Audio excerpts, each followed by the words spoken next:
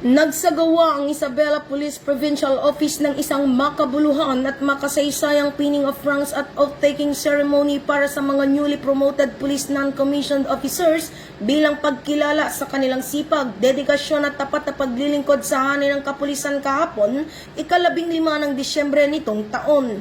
Sinimulan ng programa sa isang panalangin, kasunod nito ang welcome remarks ni Police Lieutenant Colonel Gary A. Matagay, Deputy Provincial Director for Administration, kung saan kanyang binigyang diin ang kahalagan ng promotion bilang bunga ng disiplina, sakripisyo at patuloy na pagsusumikap ng bawat pulis.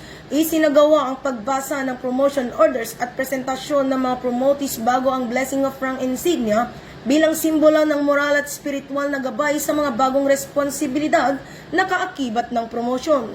Pinangunahan ni Police Colonel Lee Allen B. Bauding, Provincial Director ng Isabela Police Provincial Office, ang panunumpa sa tungkulin ng mga newly promoted PNCOs, kasunod ang pinning of rank insignia kung saan personal yang pininahan ng pinaka-senior na PNCO habang ang iba ay pininahan ng mga opisyal at piling panauhin. Nasa kabuwang 130 PNCOs ang ginawaran ng bagong ranggo sa IPPO.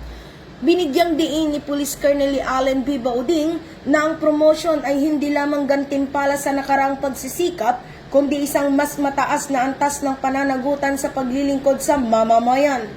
Hinimok rin niya ang mga newly promoted PNCOs na manatiling tapat sa kanilang sinumpaang tungkulin at patuloy na isabuhay ang mga pangunahing pagpapahalaga ng PNP upang mapanatili ang tiwala ng publiko at higit pang mapalakas ang kapayapaan at kaayusan sa lalawigan ng Isabela.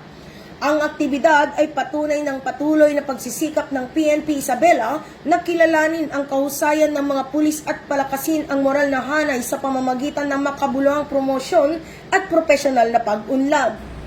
Mula dito sa lalawigan ng Isabela, ako ang inyong Police News Network Correspondent, Patrolwoman Jerilyn Colico, alagad ng batas, tagataguyod ng balitang pulis.